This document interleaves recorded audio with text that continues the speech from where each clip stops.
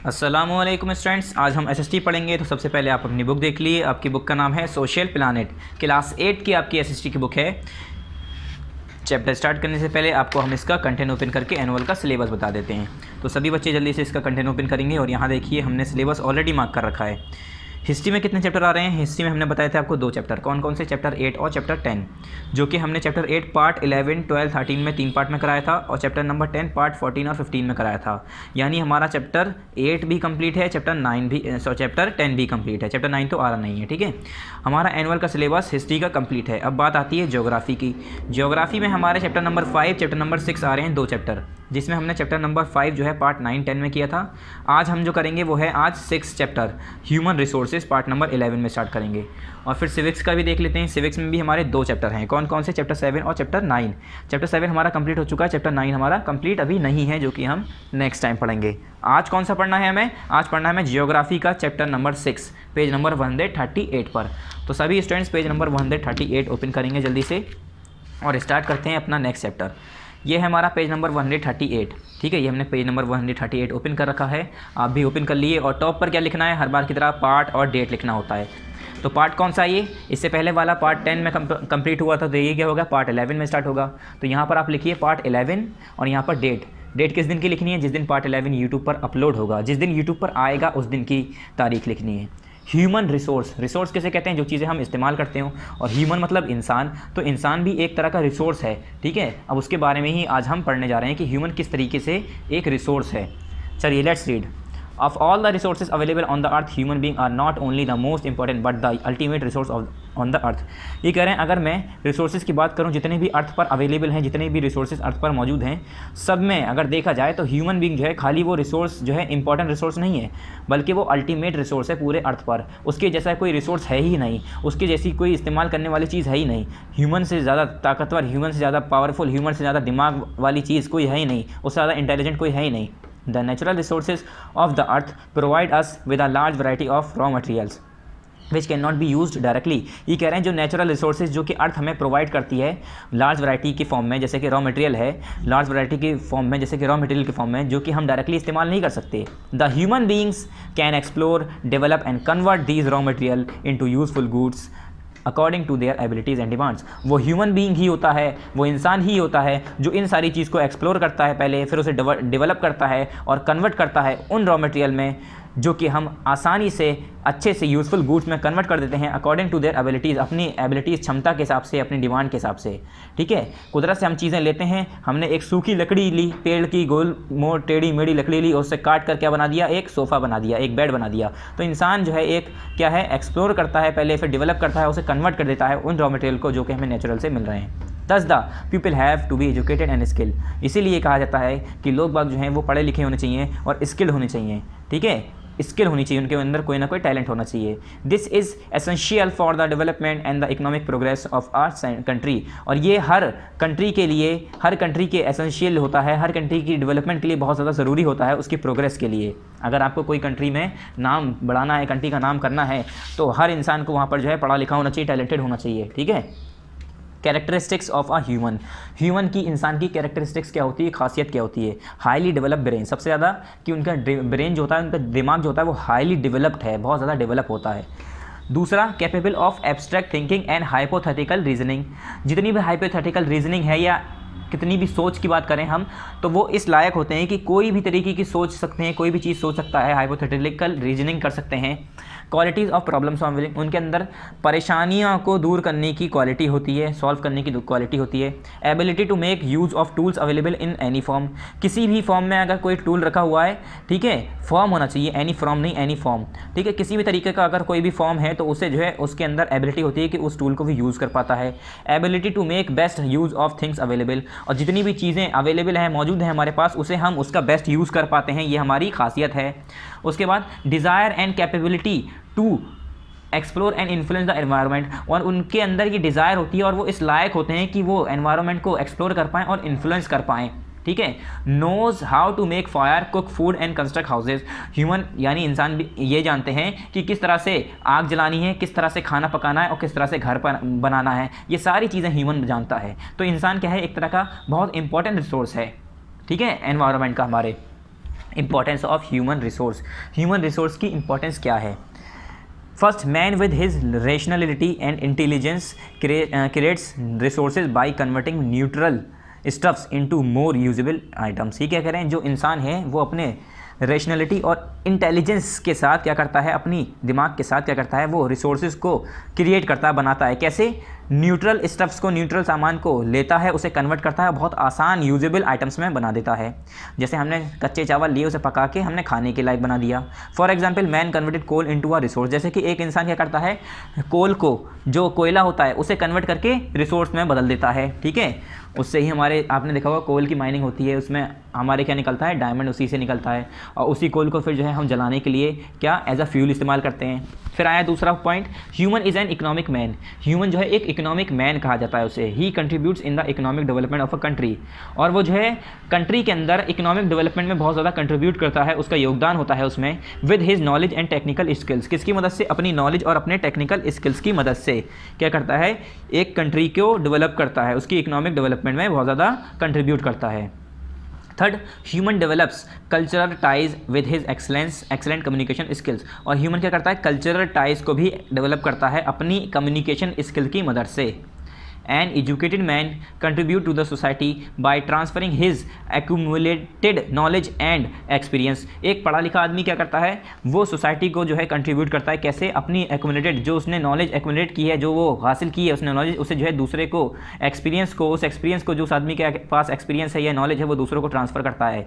जैसे कि अगर कोई टीचर है, वो आपको पढ़ा रहा है, तो क्या कर रहा है, अपनी नॉलेज को आपको दे रहा है। या कोई जो है, अगर कोई मैकेनिक है, अगर वो दूसरे मैकेनिक की दुकान पर काम सीखने गया बाइक का, तो वो कौन सिखाएगा उसे, जो जानता होगा। तो वो क्या कर रहा है, अपनी स्किल्स को दूसरे को दे रहा है, अपने एक्सपीरियंस को दूसरे को दे रहा है। Fifth, man strives for the attainment of individual and social prosperity. और मैन क्या करता है, हर किसी के का, चाहे एक हो या सोशल प्रॉस्पेरिटी की बात करें, या हर किसी इंडिविजुअल के अटेनमेंट के लिए स्ट्राइव्स करता है। Sixth, protect himself and the whole society for the hostile nature. Hostile nature से अपने आप को और पूरी सोसाइटी को बचाता है। ठीक है, फिर आया डिस्ट्रीब्यूशन ऑफ पॉपुलेशन, पॉपुलेशन का डिस्ट्रीब्यूशन। ठीक है, the manner in which people are spread across the world is called the pattern of distribution of population. ये कह रहे हैं जिस हिसाब से, जो तरीका जो है, जिस हिसाब से हमारी जो पीपल हैं, लोग बाग हैं, पूरे वर्ल्ड में फैले हुए हैं, इसे हम कहते हैं pattern of distribution of population. Population का डिस्ट्रीब्यूशन का pattern.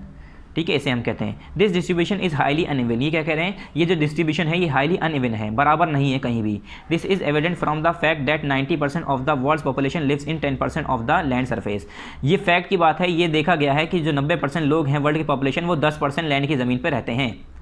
South East Asia, Europe and North America are densely populated. ये जगह के नाम बताएं, जैसे कि साउथ और साउथ ईस्ट एशिया है हमारा, यूरोप है, और हमारा नॉर्थ ईस्ट है, नॉर्थ अमेरिका है। इन जगह पर भीड़ भाड़ ज़्यादा है, मतलब इस जगह पर लोग बाग ज़्यादा रहते हैं। हाईली लैटिट्यूड एरियाज़, जैसे कि हिली एरियाज़ हैं, डिजर्ट हैं और डेंस है, फॉरेस्ट है, near the equator are sparsely populated. ये जगह जो है यहाँ पर कम आबादी होती है। कौन कौन सी? हाईली लैटिट्यूड एरियाज़, जो ज़्यादा ऊंचाई पर हो, पहाड़ी इलाके, रेगिस्तानी इलाके या घने जंगल वाले इलाके जो कि इक्वेटर के करीब हैं, यहाँ पर स्पार्सली पॉपुलेटेड एरिया होता है, मतलब कम आबादी होती है। उसके बाद the population in the northern hemisphere is more. जो नॉर्दर्न हेमिस्फीयर का पॉपुलेशन है वहाँ पर ज़्यादा है। ठीक है, मोर है वहाँ पर, मोर यहाँ पर लिखा है, मोर मतलब ज़्यादा। Then in the south hemisphere, अगर मैं सदर्न हेमिस्फीयर की बात करूँ, नॉर्दर्न हेमिस्फीयर की बात करूँ, तो नॉर्दर्न हेमिस्फीयर में ज़्यादा पॉपुलेशन है सदर्न हेमिस्फीयर के मुकाबले। Asia and Africa are home to about 2/3 of the world's population. Asia जो अफ्रीका है और एशिया है, अगर देखा जाए तो वर्ल्ड की पॉपुलेशन में से 2 हिस्सा अगर मैं कर दूँ, 3 हिस्से में से 2 हिस्सा कर दूँ, तो वो पॉपुलेशन ज़्यादातर एशिया और अफ्रीका में लाई करती है। Just 10 countries in the world are home to 60% of the population. और सिर्फ 10 कंट्रीज़ ही पूरे 60% लोगों का घर है, पॉपुलेशन का घर है। Each of these countries has more than 100 million people. और हर कंट्रीज़ में 100 मिलियन से भी ज़्यादा लोग हैं, मतलब हर एक कंट्री की अगर मैं अलग अलग बात करूं तो हर एक कंट्री में 100 मिलियन पीपल आपको देखने को मिल जाएंगे। डेंसिटी ऑफ पॉपुलेशन, पॉपुलेशन की डेंसिटी किसे कहते हैं, आपने देखा होगा, जैसे हम कहते हैं ये कितना घना है तो उसे हम कहते हैं डेंसिटी। ठीक है, density of population is the ratio between the total population and the land area. Density किसे कहते हैं, डेंसिटी कहते हैं पॉपुलेशन की जो डेंसिटी होती है उसे हम कहते हैं जो टोटल पॉपुलेशन है, जितनी आबादी है उसका अगर हम रेशियो निकाल लें पूरी टोटल लैंड से, टोटल ज़मीन से, तो हम उसे कह देंगे रेशियो है। ठीक है, फिर यहाँ पर the population density of a country or any specific region can be calculated by dividing the total population of the country by the total geographical area of the country और रीजन। ये कह रहे हैं अगर हमें पॉपुलेशन की density निकालनी है, ठीक है, किसी भी कंट्री की या किसी भी स्पेसिफिक रीजन की, तो हमें क्या करना है, हमें डिवाइड कर देना है किसे, टोटल पॉपुलेशन उस कंट्री की और उसके एरिया की, जो टोटल जोग्राफिक एरिया है उस कंट्री का या रीजन का, उसका एरिया को हम डिवाइड कर देंगे किससे कैलकुलेट करके पूरी पॉपुलेशन को, उसकी पॉपुलेशन को डिवाइड कर देंगे किससे, टोटल पॉपुलेशन को किससे कर देंगे, जोग्राफिकल एरिया से। ठीक है, मैंने कहा 500 लोग हैं, 500 लोग को मैंने कहा 5 किलोमीटर है, तो उसे डिवाइड कर देंगे तो वहाँ पर डेंसिटी निकल आएगी। The density of a population or the number of people living per square kilometre can help us to know the pressure of people on land. ये कह रहे हैं हम डेंसिटी जो है पॉपुलेशन की या हम नंबर ऑफ पीपल अगर हमें पता चल रहा है कि कितने एक स्क्वायर किलोमीटर के हिसाब से कितने रह रहे हैं, तो उससे हमें लोगों का प्रेशर ज़मीन पर कितना है वो पता चल जाएगा।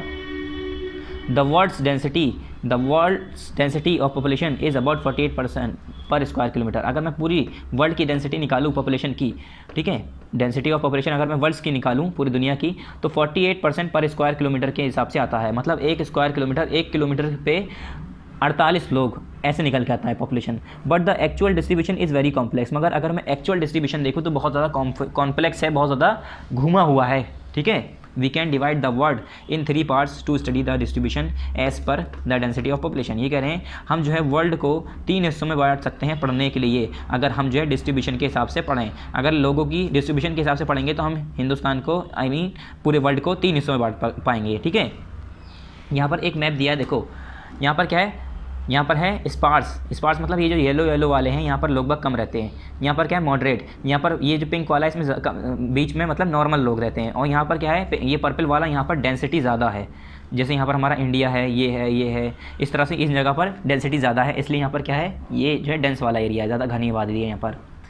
Densely populated area, the densely populated area are the fertile river valley and the industrial regions. Densely populated area कौन से होते हैं, जो कि फर्टाइल रिवर वैली होते हैं या इंडस्ट्रियल रीजन्स होते हैं।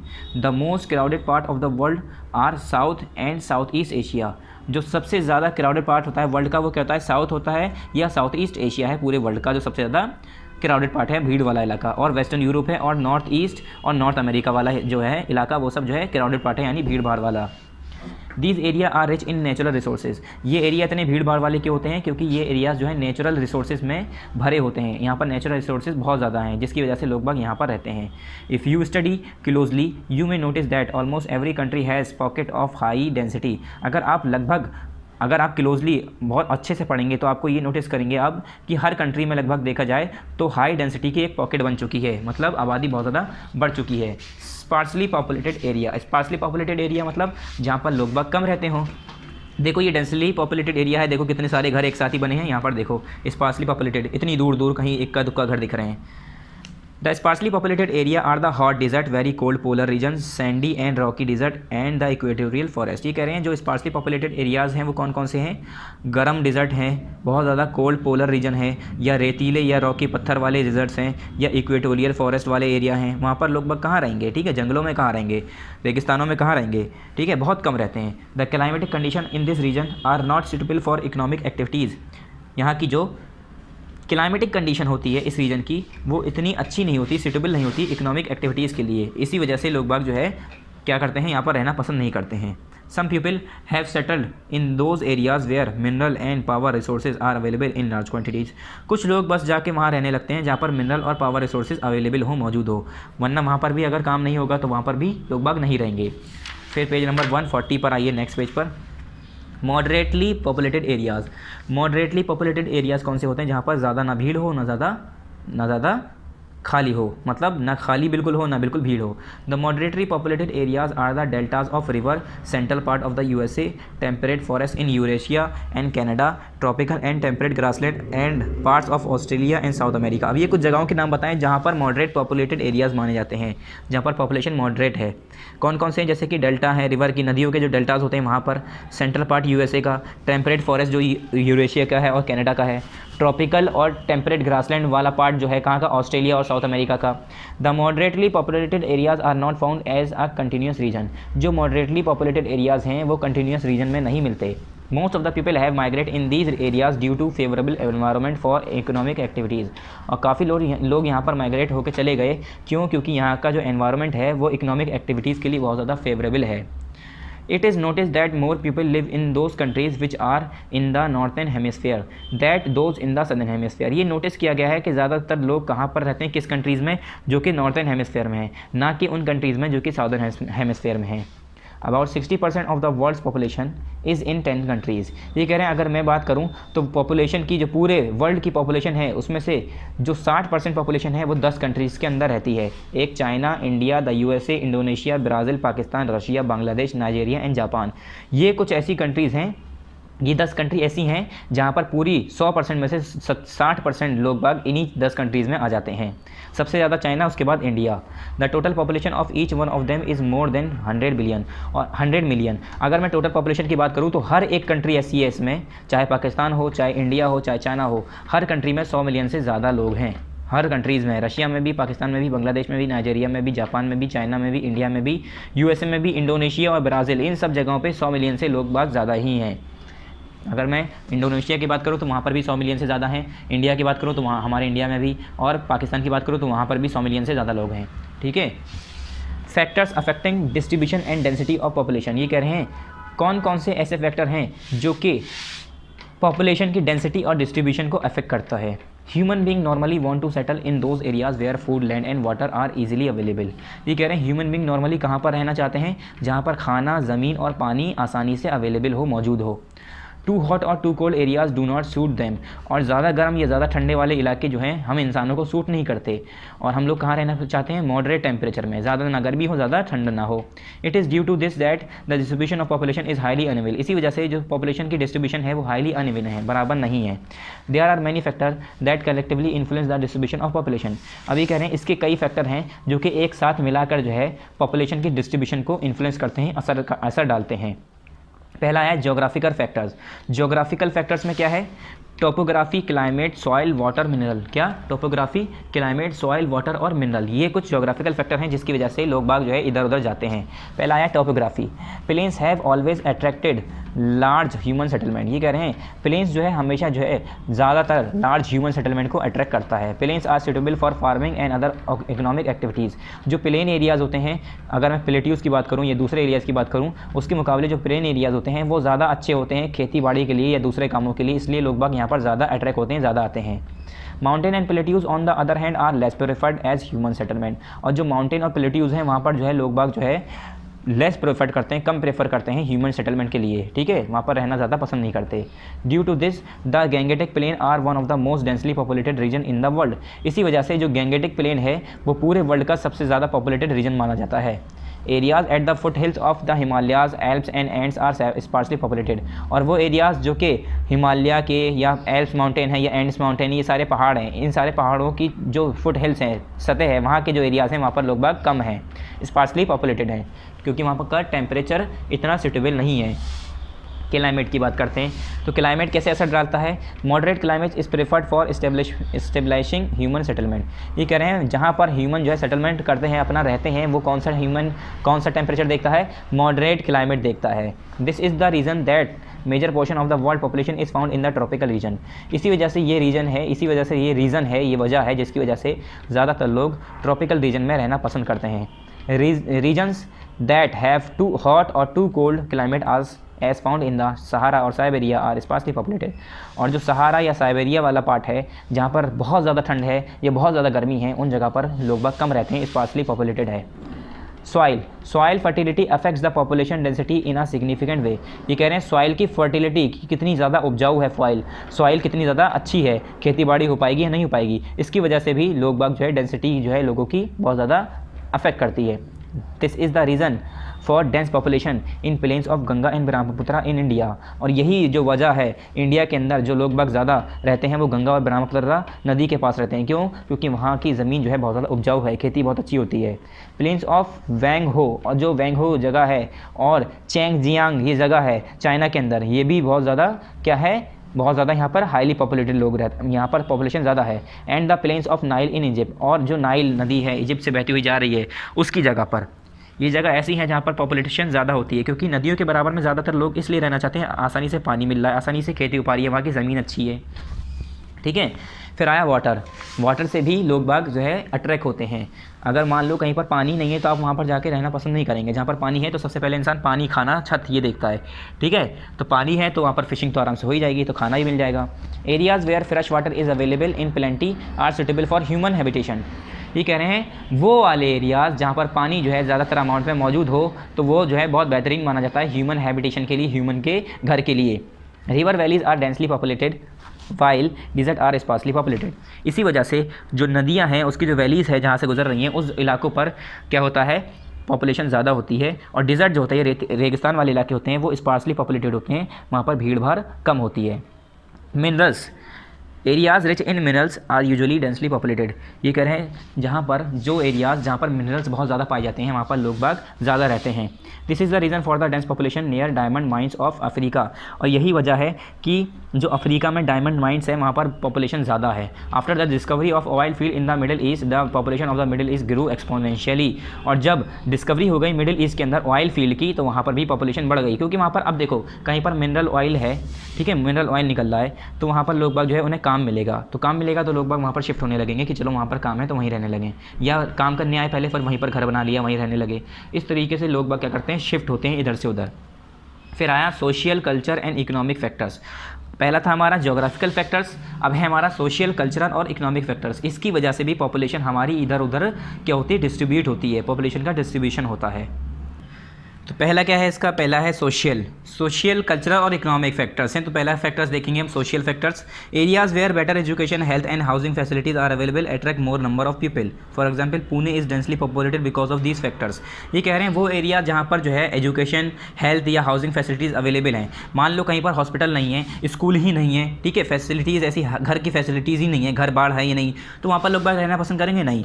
ऐसी जगह पर लोग बाग रहना नहीं पसंद करते जहाँ पर ना दुकानें हैं, ना स्कूल हैं, ना कि कोई हॉस्पिटल है। कोई बीमार पड़ जाए तो हॉस्पिटल में जाता है, तो हॉस्पिटल नहीं है तो कैसे जाएंगे, ठीक है।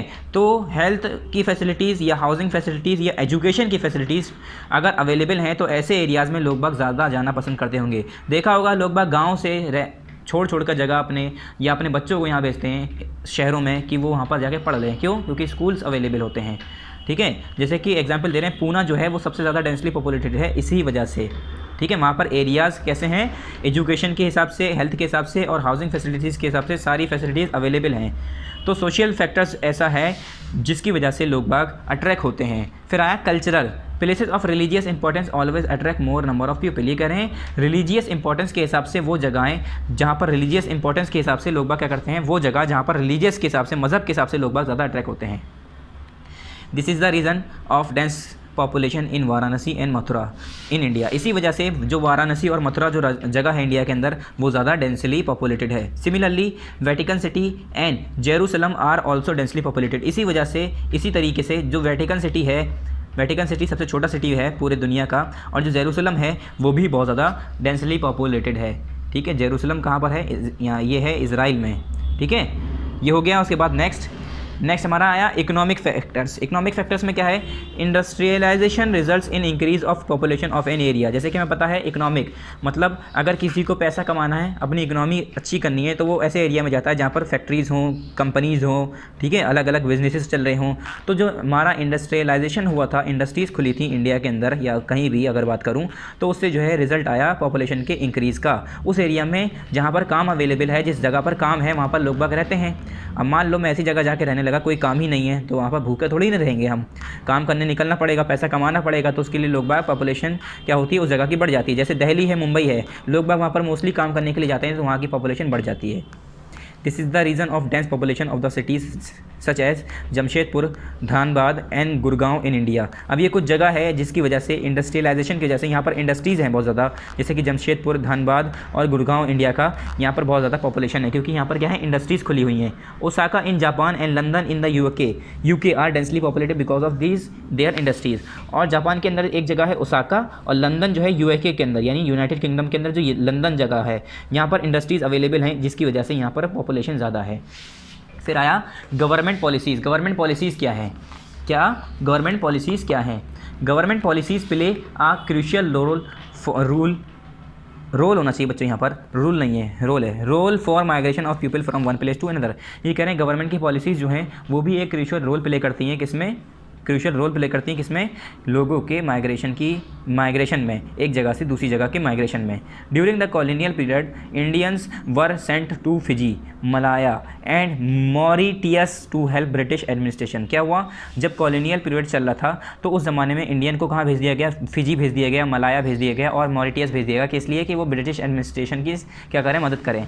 तो इस तरह से भी वहाँ की पॉपुलेशन बढ़ गई थी। तो देखा जाए तो उस टाइम गवर्नमेंट किसकी थी, ब्रिटिशर्स की थी। उन लोगों ने ही तो अपनी पॉलिसी बनाई कि इंडिया को वहाँ भेजो काम के लिए, तो वहाँ पर उस टाइम पॉपुलेशन वहाँ की बढ़ गई। तो गवर्नमेंट की पॉलिसीज़ पर भी पॉपुलेशन इधर उधर बिखर जाती है, बढ़ जाती है, कहीं की कम हो जाती है। फिर आया पॉपुलेशन चेंज। पॉपुलेशन चेंज क्या होता है, मतलब सीधा है कि पॉपुलेशन में बदलाव, पॉपुलेशन में बदलना। We know that total number of people living in a country or in a particular region is not fix. ये कह रहे हैं हमें पता है कि टोटल नंबर पीपल किसी कंट्री में या किसी पर्टिकुलर रीजन में फिक्स नहीं है। आज यहाँ पर 500 लोग हैं तो हो सकता है कल 400 हों या 550 हों या 600 हों। क्यों, क्योंकि हो सकता है 50 कल दूसरी जगह से यहाँ आ जाएँ, या हो सकता है यहाँ से 100 लोग यहाँ से बाहर चले जाएँ। तो पॉपुलेशन जो है फिक्स नहीं है किसी भी पर्टिकुलर रीजन की। हम काउंट करके नहीं रख सकते कि यहाँ पर 5000 लोग हैं तो अगले दिन भी 5000 रहे। हो सकता है उस 5000 में से कोई मर जाए, या हो सकता है किसी की बर्थडे हो, किसी की पैदाइश हो, कोई नया हो, ठीक है, तो 5000 के अलावा बढ़ जाएँ, या बाहर से कोई आ जाए, या यहाँ से हम बाहर चले जाएँ। तो पॉपुलेशन एक जगह की फिक्स नहीं है। If changes from time to time, it changes from time to time, यहाँ इट होगा, it changes from time to time due to several reason. और ये बदलती रहती है कुछ टाइम टू टाइम, किस वजह से, कुछ सेवरल रीजन से इसके, जैसे कि thus the change in the number of people living in a particular area during a specific time is known as population change. और ये कह रहे हैं यही चेंज, लोगों के नंबर में चेंज आना किसी पर्टिकुलर एरिया का, जैसे मान लो आज 500 हैं, कल 600 हो गए, कल 700 हो गए, या कल 400 हो गए, तो ये जो चेंज आ रहा है, ये जो बदलाव आ रहा है किसी भी स्पेसिफिक टाइम के हिसाब से, इसे हम कहते हैं population change. The population can either increase और डिक्रीज। ये क्या कह रहे हैं, पॉपुलेशन जो है बढ़ भी सकती है, कम भी हो सकती है, which is due to several factors. वो कुछ सेवरल फैक्टर्स के ऊपर बेस्ड हैं। These factors are the components और ऑफ पॉपुलेशन चेंज। और यही फैक्टर्स क्या हैं, पॉपुलेशन चेंज के कंपोनेंट्स हैं। पहले अब इसके फैक्टर्स की बात कर लेते हैं। फैक्टर कौन कौन से हैं, वो यहाँ आ गए। The main components are birth rate, death rate and migration. Birth rate, death rate और माइग्रेशन, ये तीनों फैक्टर आपको मैं यहीं समझा देता हूँ, बाद में हम आगे पढ़ेंगे। बर्थ रेट मतलब कितने लोग पैदा हुए। मान लो एक जगह पर 500 लोग हैं और वहाँ पर नए 100 लोगों की पैदाइश हुई, या 150 लोग पैदा हुए, बच्चे पैदा हुए, तो वहाँ पर 500 से कितने हो गए, 600 हो गए लोग, 650 हो गए, 700 हो गए। या हो सकता है उसमें से 300 मर गए, 200 मर गए, 50 मर गए, तो वहाँ पर कम हो गए। या कुछ माइग्रेट करके चले गए या माइग्रेट करके आ गए। अगर यहाँ से चले गए माइग्रेट करके तो यहाँ कम हो जाएंगे, और यहाँ पर माइग्रेट करके दूसरी जगह से यहाँ पर आ गए तो यहाँ पर बढ़ जाएंगे। तो इन तीनों फैक्टर के ऊपर क्या होता है, जो चेंज आता है पॉपुलेशन के अंदर, वो इन तीनों फैक्टर की वजह से आता है। There was a steady and slow growth of population up to 1800। ये कह रहे हैं पहले जब 1800 तक की बात करें तो वहाँ पर पॉपुलेशन में बहुत हल्के और स्टीडी स्लो ग्रोथ हो रहा था, बहुत कम पॉपुलेशन बढ़ रही थी। The total estimated population of the world was about 100 crore in 1820। 1820 की बात करूँ तो 1800 से जो इतनी ही पॉपुलेशन थी कि पूरे वर्ल्ड की बस 100 करोड़ लोग थे, ठीक है। इन 1970 the population was about 300 crore. और 1970 की बात करूं, 1970 की बात करूं तो पॉपुलेशन जो वर्ल्ड की हो गई वो कितनी हो गई, 300 करोड़ हो गई। 100 करोड़ से 300 करोड़ हो गई पूरे वर्ल्ड में पॉपुलेशन इन अबाउट 150 ईयर्स। और 150 साल के बाद लगभग, दैट इज़ इन 2000, यानी 2000 अगर मैं बात करूं 2000 में, the total population of world was about 600 crore. जो टोटल पॉपुलेशन आई वो दुगनी हो गई, 600 करोड़ हो गई। We notice that there is a consistent growth of population and today it is taking place at a rapid rate. और हम ये नोटिस कर सकते हैं कि लगातार पॉपुलेशन में, आबादी में बढ़ोतरी हो रही है, और इसमें रैपिड प्लेस मतलब ये इस तरीके से बढ़ रही है कि वो रैपिड रेट से बढ़ रही है, तेज़ रफ्तार से बढ़ती जा रही है, उसने अपनी कतार पकड़ ली है। The birth rate is normally defined as the total number of life birth per 1000 population in a year. ये कह रहे हैं जो बर्थ रेट होता है ये कैसे होता है, नॉर्मली कैसे डिफाइन किया जाता है, total number of life birth, कितने बच्चे, जिंदा बच्चे पैदा हुए हों हर 1000 पॉपुलेशन के हिसाब से, पर 1000 पॉपुलेशन के हिसाब से, इन अ ईयर, एक ईयर में। The death rate is defined as the total number of death per 1000 population in 1 year. और हर 1000 पॉपुलेशन के ऊपर एक साल में कितने नंबर बच्चे या बूढ़े जवान जितने भी मरे हैं, उनकी डेथ हुई है, उन्हें हम कहते हैं death rate. Migration is the movement of people in and out of a particular area. Migration क्या होता है, लोगों का सफ़र करना इधर से उधर। मान लो कोई इंसान यहाँ पर आके रहने वाला लगा, ये यहाँ से कुछ लोग यहाँ से चले गए, दूसरी जगह जाके शिफ्ट हो गए, काम करने लगे, तो वो होता है माइग्रेशन। ठीक है। If the birth rate of a particular area is more than the death rate then there will be natural growth. ये कह रहे हैं अगर बर्थ रेट ज़्यादा है, डेथ रेट कम है किसी भी एरिया की, तो वहाँ पर नेचुरल ग्रोथ होगा और the population will keep in on increasing, और जो पॉपुलेशन होगी वो हमेशा बढ़ती ही जाएगी, बढ़ती ही जाएगी। लोग बाग कम मर रहे हैं और बढ़ ज़्यादा रहे हैं। मान लो 40 लोग हैं और मरे 10 और पैदा हुए 30, तो कितने हो गए? 10 मर गए 30 हो गए, और फिर 30 पैदा भी हुए, कितने हो गए? 60 हो गए टोटल। फिर 20 मरे और 40 पैदा हुए, तो 20 मरे कितने हो गए? 40 पैदा हुए कितने हो गए? 80, यानी 80 हो गए, यानी बढ़ते ही जा रहे हैं। If the death rate is more than birth rate then there will be decrease in population. अगर मरने वाले लोग ज़्यादा हैं, पैदा होने वाले लोग कम हैं, तो ऐसे टाइम पे पॉपुलेशन कम होगी, ज़्यादा नहीं होगी, डिक्रीज़ होगी। People move from one part of country to another or from one country to another country. कह रहे हैं लोग क्या करते हैं, कंट्री के एक हिस्से से दूसरे हिस्से में चले जाते हैं या उस कंट्री से दूसरे कंट्री में चले जाते हैं। Those who come in a region or country are called immigrants. और वो लोग जो दूसरे कंट्री से अपनी कंट्री में आ रहे हो या हमारी कंट्री में या हमारे रीजन में आ रहे हो, आने वाले को कहते हैं इमिग्रेंट्स, IMI, ठीक है। इमिग्रेंट्स पढ़ लिया आप इसे, जो भी पढ़ लिया, मगर आपको याद होना चाहिए। आने वाले को कहेंगे immigrants, while those who leave a country और रीजन आर कॉल्ड एमिग्रेंट्स। और जो लोग हमारे कंट्री से छोड़कर दूसरे कंट्री में चले जाते हैं वो हमारे लिए क्या हो गए? एमिग्रेंट्स हो गए। और उन कंट्री में, जिस कंट्री में जा रहे हैं, उनके लिए क्या हो गए? Immigrants. The people normally migrate with a country or from one country to another in search of work और बेटर एम्प्लॉयमेंट अपॉर्चुनिटीज़। ये कह रहे हैं जो लोग बाग नॉर्मली माइग्रेट करते हैं, अपनी कंट्री के अंदर एक जगह से दूसरी जगह जाते हैं या अपनी कंट्री से दूसरी कंट्री में जाते हैं, वो ज़्यादातर किस लिए जाते हैं? जॉब की तलाश में, खाने की तलाश में, काम की तलाश में और अच्छी एम्प्लॉयमेंट अपॉर्चुनिटीज़ की तलाश में, कि उन्हें अच्छा खासा पैसा मिल जाए, अच्छी उन्हें जॉब मिल जाए। It has been noticed that there is a large scale migration from the from the underdeveloped countries to developed countries। ये नोटिस किया गया है कि लार्ज स्केल में माइग्रेशन कहाँ से कहाँ होता है? जो कंट्रीज़ डेवलप नहीं हैं, अंडर डेवलप में आती हैं, जो अभी डेवलपिंग में भी नहीं है, डेवलप होने की कंडीशन में नहीं है, वो कहाँ पर जाती हैं? डेवलप कंट्रीज़ में जाती हैं। जो पहले से डेवलप हो चुकी है उसमें जाती हैं। क्यों? क्योंकि वहाँ पर जॉब मिल जाएगी, काम मिल जाएगा, अच्छा पैसा मिल जाएगा कमाने को, ठीक है।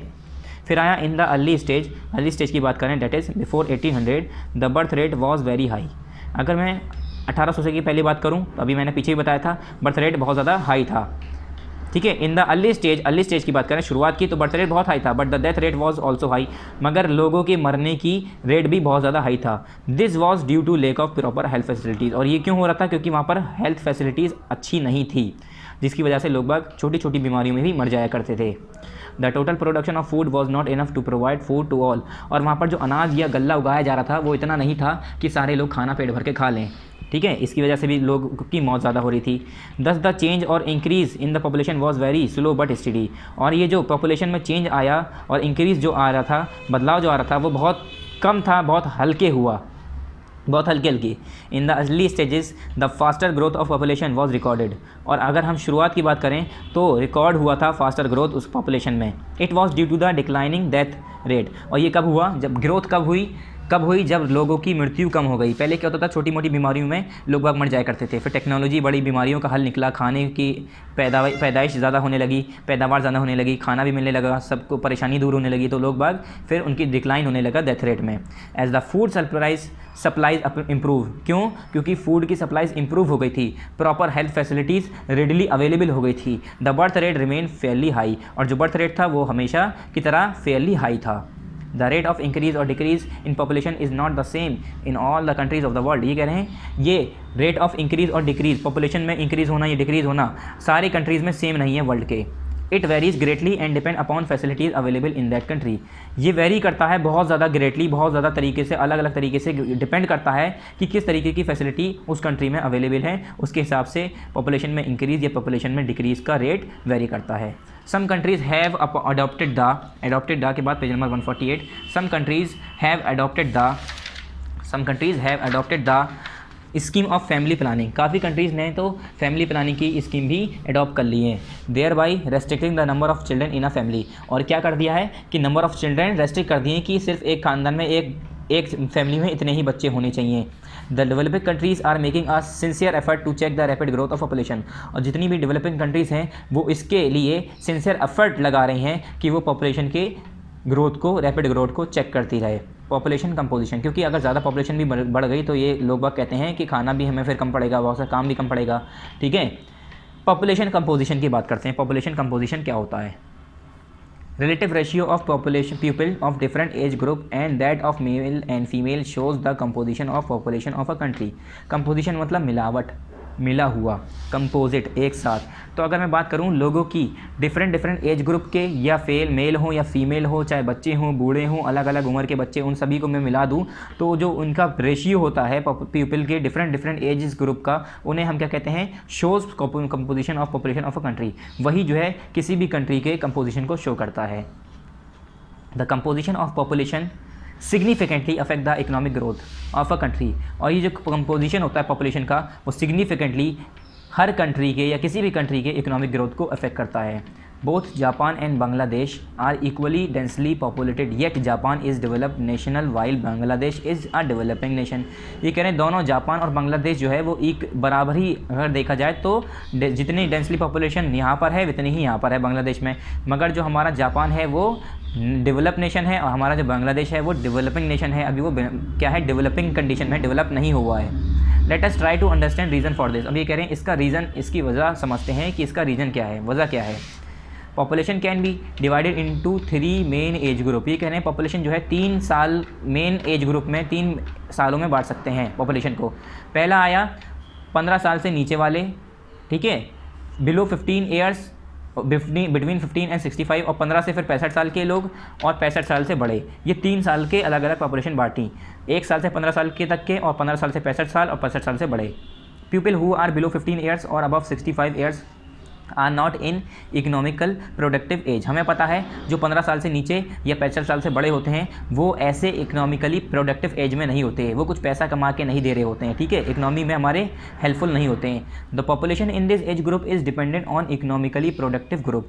और ये जो पॉपुलेशन होती है इस एज ग्रुप की, 15 साल से नीचे और 65 साल से बड़े वाले लोग जो बूढ़े हो जाते हैं, वो लोग किसके ऊपर डिपेंड कर रहे होते हैं, उनके ऊपर डिपेंड कर रहे होते हैं जो इकोनॉमिकली प्रोडक्टिव ग्रुप होता है, ठीक है।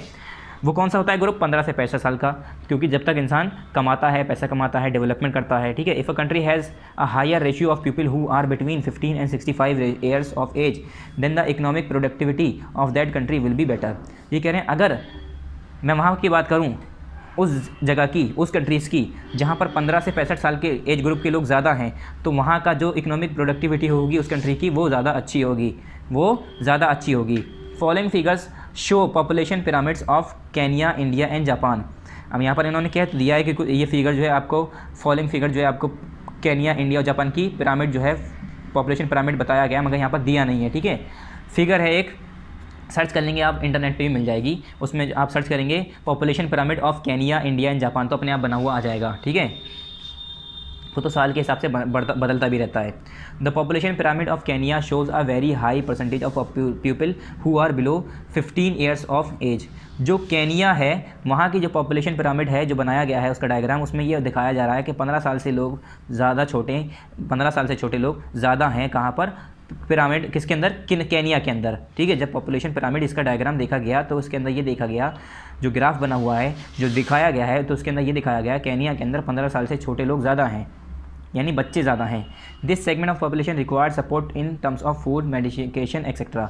और इतने साल के लोग, इस सेगमेंट की पॉपुलेशन जो 15 से नीचे होती हैं, उन्हें बल्कि हमें खाना देना होता है, उन्हें हम मेडिकेशन, सारी दवाएं, देखभाल हमें करनी होती है, ना कि वो पैसा ला के कमाएंगे। The economically productive age group is less ratio in Kenya. और जो प्रोडक्टिव ग्रुप है, जो इकोनॉमिकली प्रोडक्टिव ग्रुप है, प्रोडक्टिव एज ग्रुप है, यानी 15 से 65 साल का, वो केनिया के अंदर कम है। Which means that whatever productivity is there is mainly utilise in taking care of those who are under 15 years of age. यानी सिंपल ये कह सकते हैं, जो भी प्रोडक्टिविटी हो रही है यहाँ पर, जो भी चीज़ ये लोग प्रोडक्टिव प्रोड्यूस कर रहे हैं, वो सारी चीज़ किसके लिए इस्तेमाल कर लेते हैं, जो 15 साल के ग्रुप से छोटे हैं। This explain the poor economic condition of Kenya. इससे ये पता चलता है कि केनिया जो है गरीब कंट्री में आता है, क्योंकि जो भी कुछ कमाता है वो अपने 15 साल से नीचे वालों पर खर्च कर देता है। अब मान लो एक घर में 5 लोग हैं, 5 में से 3 बच्चे हैं, 2 बड़े हैं, 2 बड़े कमा के ला रहे हैं, 3 बच्चों को खर्च कर रहे हैं। अगर मान लो मैंने एक घर ऐसे कहा कि जॉइंट फैमिली है, सिर्फ 2 कमाने वाले हैं और 15 लोग हैं, तो 15 लोग को ज़्यादा खर्चा होगा, तो जितना भी आएगा सब खर्च हो जाएगा। तो इस वजह से क्या है, जो केनिया है वहाँ पर पॉपुलेशन जो है क्या है, अंडर 15 जो है 15 एज वाले, अंडर एज जो है 15 एज वाले वो ज़्यादा हैं, तो उन पर खर्चा हो जाता है और उसमें इकोनॉमिक ग्रोथ नहीं हो पा रहा। The population pyramid of India shows a healthy ratio of people below 15 years and between 15 and 65 years of age. जो अगर हम इंडिया की बात करें तो यहाँ पर इंडिया के अंदर पॉपुलेशन जो है 15 साल से नीचे भी है और 15 से 65 साल के लोग वाले भी मौजूद हैं। हेल्दी रेशियो दिखाया गया है। The ratio of people above 65 year is even laser. और 65 साल से ज़्यादा लोगों का रेशियो जो है वो बहुत कम है। This means that on the one hand there is good economic productivity and on the other hand there is less number of dependents। यहाँ पर ये दिखाया जा सकता है, इससे ये समझ में आ गया कि हमारे इंडिया के अंदर अच्छी इकोनॉमिक प्रोडक्टिविटी होती है और लेस नंबर ऑफ डिपेंडेंट्स है, मतलब ज़्यादा एक दूसरे पर डिपेंड नहीं है लोग बाग। This explains the good economic growth of India over the last 15 to 20 year. और यही जो है एक्सप्लेन करता है कि हमारे 15 से 20 साल के अंदर अंदर जो हमारी इकोनॉमिक ग्रोथ हुई है इसी वजह से हुई है। A large number of children in India indicates a better future because when these children grow into adult, they will further fuel the economic growth of the nation। और इंडिया का ये जो चिल्ड्रन है, लार्ज नंबर ऑफ़ चिल्ड्रन जो है वो India का क्या इंडिकेट करते हैं, बेटर फ्यूचर बताते हैं कि ये बड़े जो होंगे बच्चे तो ये हमारे इंडिया का फ्यूचर और अच्छे करेंगे। क्यों? क्योंकि ये लोग भी हमारे इंडिया में फिर इकोनॉमिक ग्रोथ में, नेशन के इकोनॉमिक ग्रोथ में पूरा कंट्रीब्यूट करेंगे। The population pyramid of Japan shows less number of people who are dependent on the economically productive age group। और अगर मैं जापान की बात करूँ तो वहाँ पर जो पॉपुलेशन पिरामिड है उसमें ये दिखाया गया है कि वो लोग ज़्यादा नहीं हैं जो कि इकोनॉमिकली क्या पीपल हु आर डिपेंडेंट, जो लोग पीपल डिपेंडेंट होते हैं वो लेस हैं, ज़्यादा नहीं है। And on the economically productive age group, economically productive age group के ऊपर वो डिपेंडेंट जो लोग होते हैं वो लोग कम हैं। This explains why Japan is develop nation. इसी वजह से पता चलता है कि जापान किस वजह से डेवलप नेशन है। But a lesson number of children is a warning signal for Japan. और कम वहाँ पर बच्चे ऐसे हैं जो कि जापान के लिए वार्निंग सिग्नल बनते हैं। Because in future there would be less number of people in the economically productive will become old in future and their higher ratio would be a drain to on the economy. क्या करें? क्यों? क्योंकि वहाँ पर क्या होगा, जब ये पीपल जो इकोनॉमिकली प्रोडक्टिव लोग हैं ये बाद में जब ओल्ड हो जाएंगे, बूढ़े हो जाएंगे फ्यूचर में, तो वो हायर रेशियो में हो जाएंगे और ड्रेन हो जाएगा इकोनॉमी में उनके। ठीक है, घर में 50 बूढ़े हैं और 2 जवान कमाने वाले हैं तो क्या होगा, पैसे कम खर्चा ज़्यादा। और 50 जवान हैं, 2 बूढ़े खाली खाने वाले हैं तो खाना ज़्यादा पैसा ज़्यादा हो, पैसा ज़्यादा खाना कम, मतलब खाने वाले कम पैसा ज़्यादा, तो बचत वहाँ होगी ना ज़्यादा। तो इसी तरह से ये कह रहे हैं अभी तो ठीक है, अभी तो सारे जवान हैं, एक साथ जब वो पॉपुलेशन बूढ़ी होगी, एक साथ जब बूढ़ी होगी तो वहाँ पर कमाने वाले कम हो जाएंगे, खाने वाले ज़्यादा हो जाएंगे और वहाँ पर इकोनॉमी में ग्रोथ में कम हो जाएगा, ड्रेनेज हो जाएगा। If the birth rate and death rate in a country are constantly higher, then the population pyramid will show broad base। ये कह रहे हैं अगर मैं बर्थ रेट और डेथ रेट की बात करूँ तो वो कॉन्स्टेंटली लगातार अगर हाई हो तो पॉपुलेशन पिरामिड होता है जो वो अलग अलग तरीके का बेस शो करता है।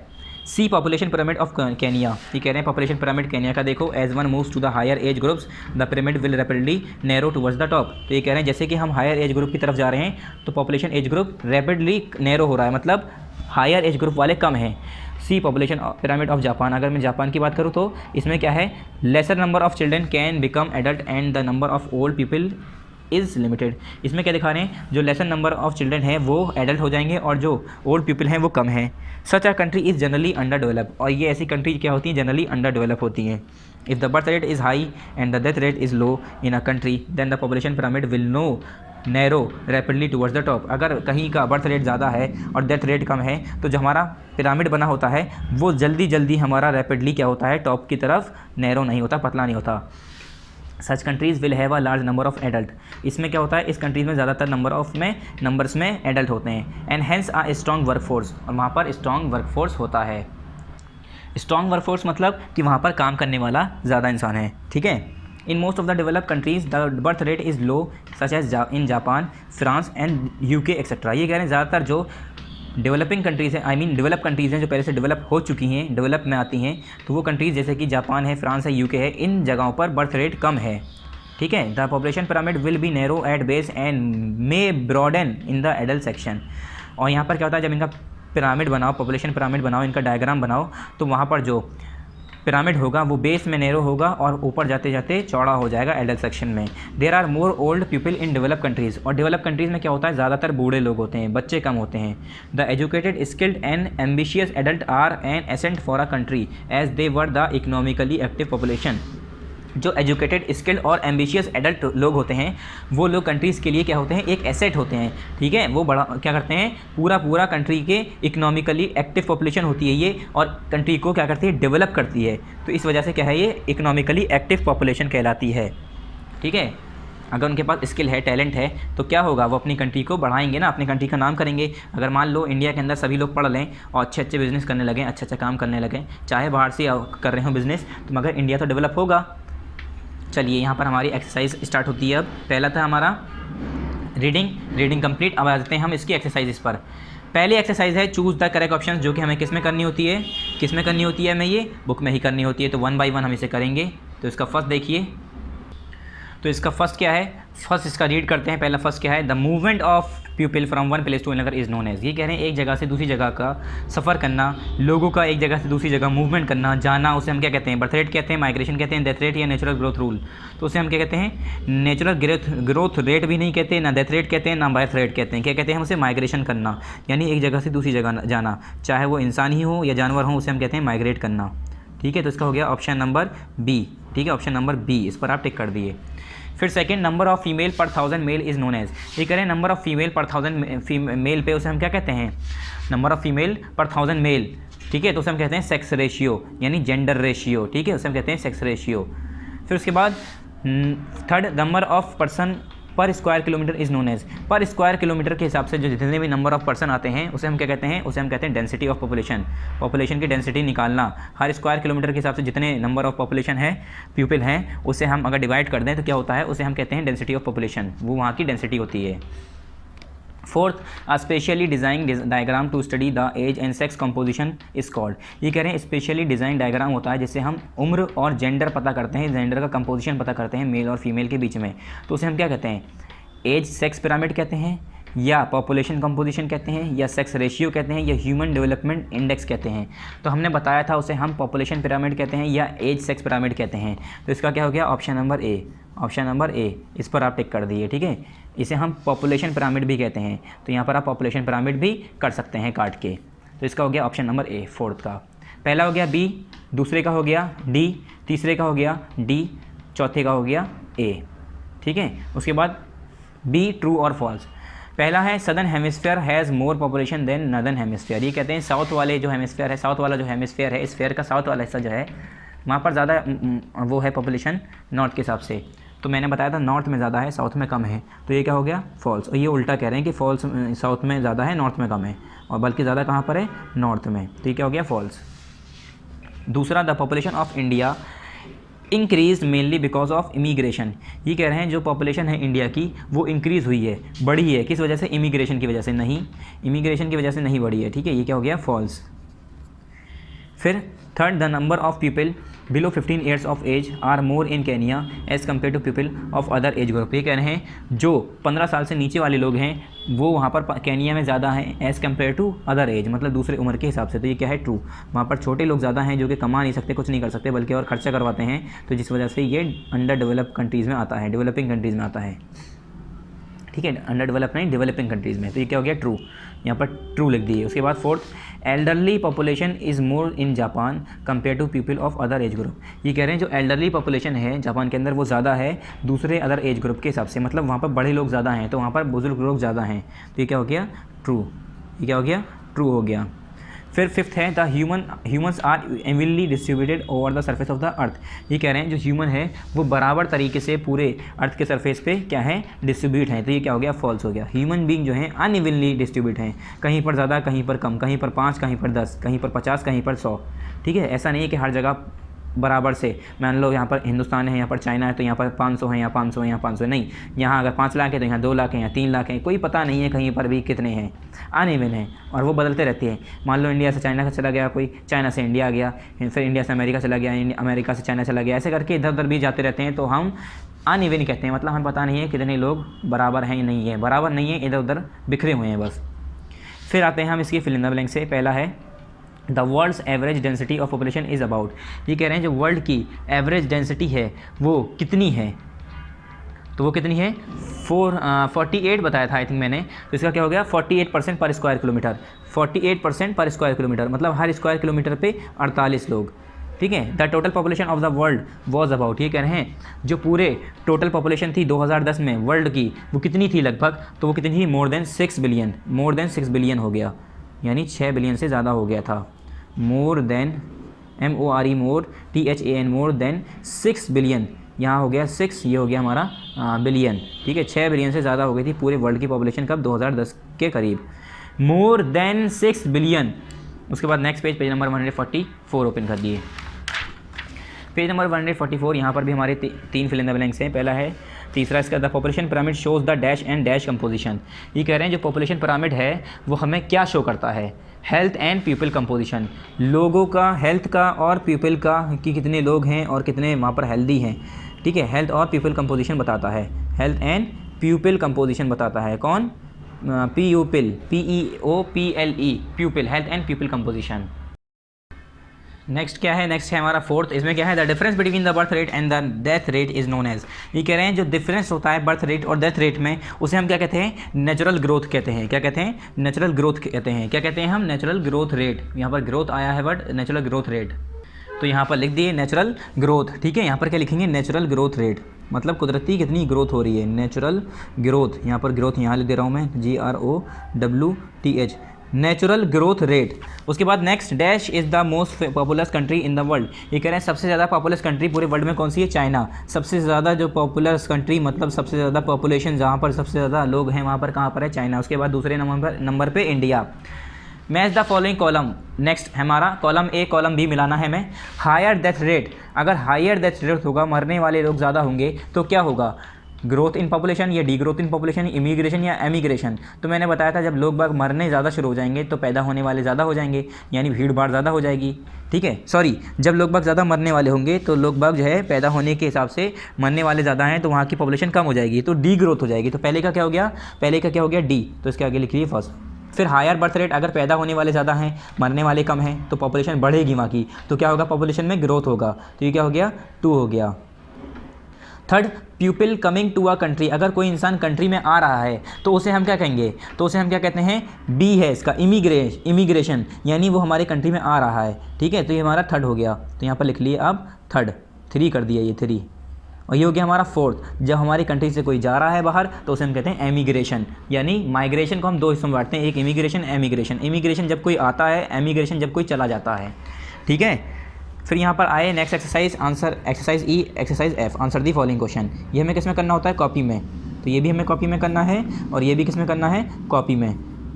तो इसका क्वेश्चन नंबर फर्स्ट पढ़ते हैं। क्वेश्चन नंबर फर्स्ट क्या है इसका, एक्सरसाइज E का, why can population of a country become an accent.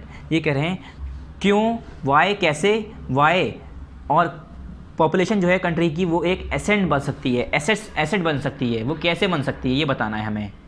यहाँ जो वर्ड आया है एसेट, इसका मीनिंग क्या है, मतलब ये कहना चाह रहे हैं कंट्री की जो पॉपुलेशन है किसी भी कंट्री की, वो किस हिसाब से उपयोगिता में ली जा सकती है, किस हिसाब से उपयोगी हो सकती है, किस हिसाब से यूज़फुल हो सकती है। एसेट मतलब किस हिसाब से इस्तेमाल दे हो सकती है। तो हमें ये बताना है कहीं की भी पॉपुलेशन है अगर वो कंट्री की, तो किस हिसाब से वो एसेट हो सकती है, मतलब किस हिसाब से उपयोग कर सकते हैं, उसे किस हिसाब से इस्तेमाल कर सकते हैं, अपनी कंट्री को क्या कर सकते हैं हम, डेवलप करने के लिए। तो ये तो नॉर्मल सा आंसर है, कोई भी बता सकता है कि पॉपुलेशन जो है अगर उसकी स्किल्स, टेक्निक्स और नॉलेज और एजुकेशन को इस्तेमाल करा जाए तो हम अपनी कंट्री की पॉपुलेशन को इस्तेमाल करके क्या कर सकते हैं, अपनी कंट्री को डेवलप कर सकते हैं। तो इसका आंसर पेज नंबर 142 पर है। कहाँ पर, पेज नंबर 142 पर, इसका पेज नंबर 142 पर है answer.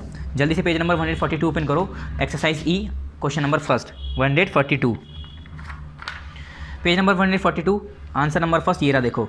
If the birth rate is high and the death rate is low in a country then the population pyramid will not be narrow rapidly toward the top, such countries will have a high large number of adult and hence a strong work force. ठीक है, ये हो गया एक तो यहाँ तक। उसके बाद यहाँ से बताना है the educated skilled and ambitious adult are an asset for a country as they form the economically active population, as they form, यहाँ पर फॉर्म होगा, फ्रॉम नहीं, FORM, फॉर्म मतलब बनाना, यहाँ तक होगा। यानी ये पूरा मैं आपको मार्क करा देता हूँ, ठीक है।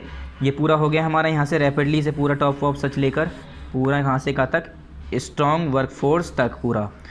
उसके बाद यहाँ से लेना है हमें द एजुकेटेड स्किल से लेकर पूरा ambitious adult and asset country assets for a country as they form the economically active population.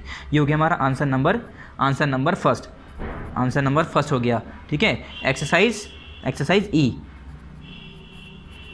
फिर से देखते हैं एक्सरसाइज ई है, कौन सी हमारी एक्सरसाइज हमारी ई है, एक्सरसाइज ई है, ठीक है, पेज नंबर 142 पर आंसर नंबर फर्स्ट। दोबारा देखिए आंसर इसका 142, page number 142, answer number first, exercise ई। पहले यहाँ से यहाँ तक लिखना है, एक मिनट स्टूडेंट, अब देखिए, पहले यहाँ से यहाँ तक लिखना है, फिर यहाँ से यहाँ तक लिखना है, आंसर नंबर 1 पूरा हो जाएगा। इफ से लेकर फोर्स तक, द से लेकर एक्टिव पॉपुलेशन तक, आंसर नंबर 1 एक्सरसाइज ई।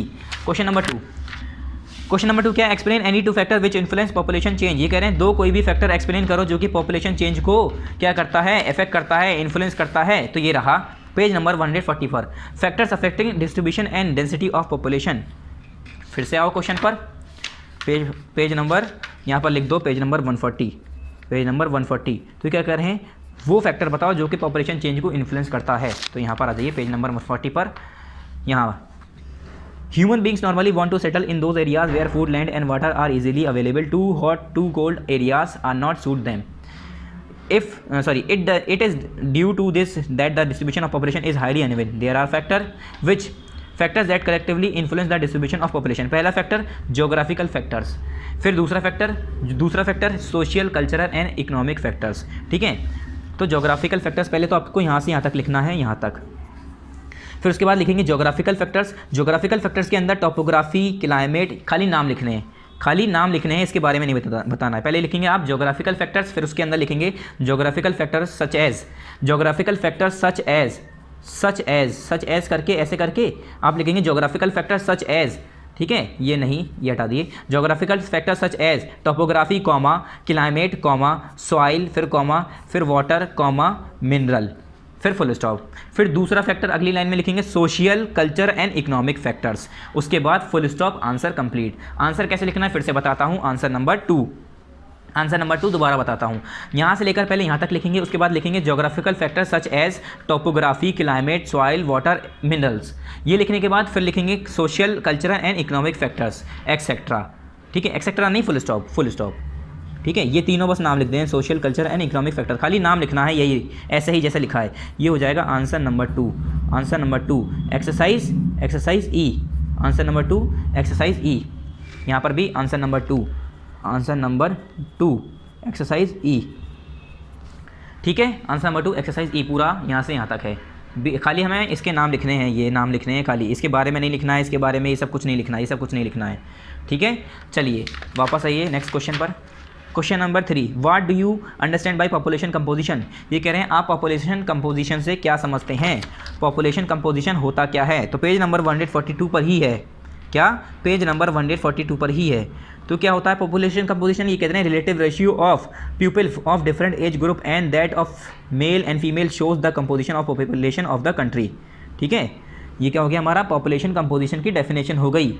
क्या हो गई ये, पॉपुलेशन कंपोजिशन की डेफिनेशन हो गई। तो यहाँ से आप लिखेंगे पूरा, यहाँ से आप लिख लिए relative ratio of population people of different age group and that of male and female shows the composition of population of a country, ठीक है। ये क्या हो गया हमारी, ये इसकी डेफिनेशन हो गई। पॉपुलेशन क्या होता है, पॉपुलेशन कंपोजिशन, जो पॉपुलेशन कंपोजिशन मेल और फीमेल ग्रुप का जो रिलेटिव क्या होता है, रिलेटिव रेशियो होता है, उसे हम कहते हैं पॉपुलेशन कंपोजिशन, ठीक है। और यहाँ ये और ले लिए the composition of population significantly affect the economic growth of country, ये पूरा ले लिए यहाँ से यहाँ तक हो गया आंसर, यहाँ तक हो गया आंसर नंबर 3, ठीक है। क्वेश्चन देखिए फिर से, क्वेश्चन 3 है, what do you understand by population composition. ये कहाँ पर है, पेज नंबर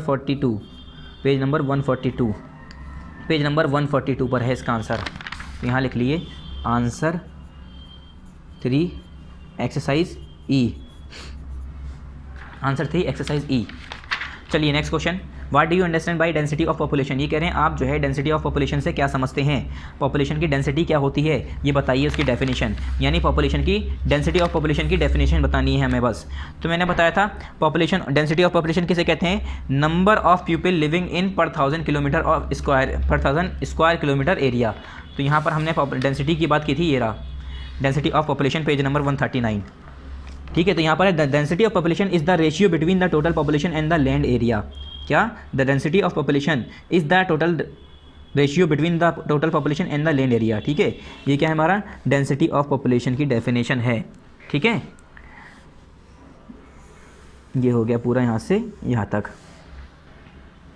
यहाँ से ये भी है the population of a density of a country और a specific region can be calculated by dividing the total population of the country by the total geographical area of the country और region. ठीक है, और ये भी है, ये वाली इस मेन डेफिनेशन है हमारी, ये वाली हमारी मेन डेफिनेशन है यहाँ तक। ये क्या हो गया, answer number 4, answer number 4 exercise E, answer number 4 exercise ई। यहाँ तक, यहाँ तक, यहाँ तक है आपका लैंड तक। ठीक है, द डेंसिटी से लेकर लैंड तक है आंसर नंबर 4 एक्सरसाइज ई का, आंसर नंबर 4 एक्सरसाइज ई का। पेज नंबर 139, तो मैं पेज नंबर लिख देता हूँ यहाँ पर। कौन से पेज पर है, पेज नंबर 139 पर। फिर exercise F, exercise F, explain the factor that are responsible for the uneven distribution of the population. ये कह रहे हैं पॉपुलेशन के अनइवन डिस्ट्रीब्यूशन की वजह बताओ। तो ये क्वेश्चन मैंने बता दिया, ये क्वेश्चन मैंने बता दिया, ये फैक्टर जो था ना, ये वाला यही क्वेश्चन है, तो इसे हम काट देंगे। और अगर मैं फैक्टर बताने लग गया तो सारे फैक्टर को एक्सप्लेन करना पड़ेगा, यानी ये बहुत बड़ा हो जाएगा answer. How is the population density different in different parts of the world. ये कह रहे हैं किस हिसाब से पॉपुलेशन डेंसिटी जो है अलग अलग है different part of the world, world के अलग अलग पार्ट में कैसे पॉपुलेशन डेंसिटी अलग है। तो इसका आंसर क्वेश्चन नंबर 2 का ये पूछे ना, किस हिसाब से डिफरेंट है पॉपुलेशन डेंसिटी अलग अलग वर्ल्ड की, अलग अलग पार्ट की, तो इसका आंसर है पेज नंबर 139 पर। थोड़ा बड़ा होगा आंसर इसका, ठीक है, पेज नंबर 139 पर, पेज नंबर 139 पर है इसका आंसर नंबर 2 एक्सरसाइज एफ। तो पेज नंबर 139 पहले आप ओपन कर लिए, हम आंसर बताते हैं। देखिए, we can divide the world in 3 parts of the to study the distribution as per the density of population. यहाँ से स्टार्ट होगा हमारा आंसर, यहाँ से स्टार्ट होगा यहाँ तक। अभी ये ख़त्म नहीं हुआ है, अभी ये ख़त्म नहीं हुआ है। आंसर नंबर 2 एक्सरसाइज एफ, उसका पहला पॉइंट आप पहले लिखेंगे। हमने 3 हिस्सों में बताया ना, तो पहला हो गया एक densely populated area, answer number 2 exercise F. इसमें क्या है, the densely populated areas are the fertile river valleys and the industrial region. The most crowded part of the world are South Asia, Western Europe and the north east North America. ठीक है, और ये पूरा बताना पड़ेगा मेरे हिसाब से। These are rich in natural resources, these are rich in natural resources. बस इतना ही करेंगे, इसका हो गया यहाँ पर आंसर नंबर 2 एफ का दूसरा पॉइंट। फिर आया हमारा स्पार्सली पॉपुलेटेड एरिया, ये भी आंसर नंबर 2 का ही है, आंसर नंबर 2 का ही है, एक्सरसाइज एफ का ही है। ये तीसरा पॉइंट हो गया, मतलब इसके बाद ये लिखना है, सबसे पहले यहाँ से लिखना है, यहाँ से यहाँ तक, यहाँ से यहाँ तक, सबसे पहले यहाँ से लेकर यहाँ तक। ठीक है, उसके बाद पहला पॉइंट डेंसली पॉपुलेटेड एरिया करके यहाँ तक पूरा, फिर दूसरा पॉइंट स्पार्सली पॉपुलेटेड एरिया करके यहाँ से पूरा। ठीक है, ये पूरा इक्वेटोरियल फॉरेस्ट। यहाँ पर some people have settle in those areas where mineral and power. ठीक है, ये तो पूरा ही ले लीजिएगा, इसमें हम कुछ छुड़वा नहीं सकते यहाँ तक। ठीक है, अभी एक और रह गया है, अभी एक और रह गया है, कौन सा, moderately populated area, answer number 2 F का 4th पॉइंट, यानी चौथा पॉइंट। ये रहा हमारा मॉडरेटली क्या, moderately populated area, answer number 2 exercise F, उसका चौथा point. The moderately populated areas are the deltas of river central part of the USA, यहाँ से पूरा अमेरिका तक। The moderately populated areas are not found as continuous region, most of them have migrated in these areas due to favourable environment for the space for economic activities. यहाँ तक पूरा लिखना है आपको, ये पूरा लिखना है आंसर। आंसर बड़ा होगा, चाहे 1 पेज का हो चाहे 2 पेज का हो, मगर आपको आंसर करना है, इंपॉर्टेंट आंसर है, ये इंपॉर्टेंट क्वेश्चन है। यहाँ तक आंसर नंबर 2 ख़त्म हो गया, आंसर नंबर 2 ख़त्म हो गया यहाँ पर एक्सरसाइज एफ का। ये 4th पॉइंट हो गया ना, 4th पॉइंट हो गया हमारा, चौथा पॉइंट। वापस आइए क्वेश्चन पर। क्वेश्चन क्या था, क्वेश्चन पूछा था किस तरीके से पॉपुलेशन डेंसिटी जो है, सॉरी क्वेश्चन नंबर 3 है, हमने क्वेश्चन नंबर 2 लिख दिया है। सही है, 139 पर है। ठीक है, 139 पर question number 2, how is population density different in different part of world. तो 139 के साथ 134 भी लिख दी, 140 भी लिख दिए, क्योंकि 140 पर भी इसका आंसर है। तो आंसर नंबर 2 दोबारा देखते हैं। देखिए आंसर नंबर 2 कहाँ से स्टार्ट हो रहा है, यहाँ से। पहले यहाँ से यहाँ तक लिखेंगे, फिर पहले लिखेंगे डेंसली पॉपुलेटेड एरिया, पूरा यहाँ तक लिखेंगे, फिर लिखेंगे स्पार्सली पॉपुलेटेड एरिया, ये पूरा लिखेंगे। ये पूरा लिखने के बाद फिर लिखेंगे मॉडरेटली पॉपुलेटेड एरिया, यहाँ से यहाँ तक लिखेंगे। Answer number 2 exercise F 4th point हो गया कंप्लीट। यहाँ पर आंसर कंप्लीट हो जाएगा। ठीक है students. Next question number 3, question number 3 बहुत बड़ा है। What do you understand by population pyramid, ये कह रहे हैं पॉपुलेशन पिरामिड से आपको क्या समझ में आता है। What kind of conclusion can be drawn from the population pyramid of a country, और पॉपुलेशन पिरामिड को देखकर किसी भी कंट्री के आप क्या समझ सकते हैं, क्या कंक्लूड कर सकते हैं। तो आपको वहाँ से ये समझ में आ सकता है कि वहाँ पर इकोनॉमिकली ग्रोथ कैसी है, वहाँ की पॉपुलेशन क्या है। नंबर ऑफ़ एज ग्रुप के हिसाब से हम डिवाइड कर सकते हैं कि 15 साल से नीचे लोग कितने हैं, 15 साल से ऊपर, और 65 साल से नीचे के लोग कितने हैं, 65 साल से ऊपर लोग कितने हैं, यानी कमाने वाले कितने हैं, यूज़ करने वाले कितने हैं, खाने वाले कितने हैं। तो ये सारी चीज़ें किससे बताते हैं हम, किससे बताते हैं, पॉपुलेशन पिरामिड को देखकर। तो ये आंसर बहुत बड़ा है, इसे भी आप कट कर दिए, इसे भी कट कर दिए, ठीक है, बहुत बड़ा आंसर है ये। फिर है Bangladesh and Japan are equally densely populated yet Japan is develop country while Bangladesh is a developing country, explain why. ये कह रहे हैं जो हमारा जापान और बांग्लादेश है दोनों ही बराबर हिसाब से देखा जाए, दोनों ही पॉपुलेशन बराबर है, मगर जापान जो है वो डेवलप कंट्रीज़ है और जो बांग्लादेश है वो डेवलपिंग कंट्रीज़ है, अभी डेवलप नहीं हुआ है। तो ऐसा क्यों होता है? तो इसका आंसर नंबर 4 जो है ये हमारा पेज नंबर 142 पर है, पेज नंबर 142 पर, ठीक है। पेज नंबर 142 ओपन करिए, वहाँ पर इसका आंसर नंबर 4 हम दिखाते हैं। बांग्लादेश और Japan equally densely populated area है, मगर ऐसा क्यों होता है जिसकी वजह से जापान डेवलप है, ठीक है। 142 पर यहाँ पर है, ये लिखा है यहाँ से बच्चों, यहाँ तक तो हमारा आंसर नंबर 3 एक्सरसाइज ई का है। यहीं से हमारा स्टार्ट होता है, both Japan and Bangladesh are equally densely populated yet Japan is developed nation while Bangladesh is are developing nation, ठीक है। अब ये कह रहे हैं let us try the reason for this, ये कह रहे हैं इसका रीज़न चलो समझते हैं। तो इसका रीज़न क्या है? इसका रीज़न क्या है कि वहाँ पर जो पॉपुलेशन है वो क्या है, जवान लोगों की ज़्यादा है, क्या जवान लोगों की ज़्यादा है, और यहाँ पर क्या है, बांग्लादेश में क्या है, वहाँ पर जवान लोगों की पॉपुलेशन कम है, वहाँ पर पॉपुलेशन जो है जवान लोगों की कम है, वहाँ पर कमज़ोर लोग हैं, मतलब बच्चे हैं या बूढ़े हैं, तो जिसकी वजह से वहाँ पर पॉपुलेशन जो है ऐसे लोगों की है जो कि बल्कि घर पे बैठेंगे ना कि काम करेंगे जाके, ठीक है। अब हमारे घर में बड़े बूढ़े जो होते हैं अगर वो हैं तो उनसे थोड़ी ना काम कराया जाता है। तो यही बता रहे हैं both Japan and Bangladesh are equally densely populated yet Japan is develop nation while Bangladesh is developing nation, ठीक है। तो यहाँ तक लगाएंगे, पहले यहाँ तक लगाएंगे बच्चों, यहाँ तक ये हो गया हमारा आंसर नंबर 4, यहाँ तक हो गया आंसर नंबर 4 एक्सरसाइज एफ, उसका पहला पॉइंट हो गया। कहाँ से? यहाँ से शुरू हो रहा है आंसर नंबर 4, यहाँ से शुरू हो रहा है मेरा आंसर नंबर 4, मैंने एरो लगा दिया है। आंसर नंबर 4 एक्सरसाइज एफ यहाँ से शुरू हो रहा है। फिर ये पूछा है क्यों, ये भी तो पूछा है, ये तो पूछा है वाई, क्यों, ऐसा क्यों होता है, तो इसका भी रीज़न बता देते हैं। तो इसका आंसर और जो हमारा है क्यों, पूछा है ना क्यों, तो यहाँ से है बिकॉज करके लिखेंगे, बिकॉज। इसके बाद से यहाँ से मैं बता रहा हूँ आंसर कैसे शुरू होगा। Both Japan and Bangladesh are equally densely populated yet Japan is develop nation while Bangladesh is a developing nation, ठीक है। बोथ से शुरू करेंगे, उसके बाद डेवलपिंग नेशन। बिकॉज यहाँ पर लिखेंगे because, BECAUSE, because the population pyramid of Japan shows less number of people who are dependent on the economically productive age group. This explain why Japan is developed nation, ठीक है। ये बताता है कि किस वजह से हमारा जापान डेवलप नेशन है।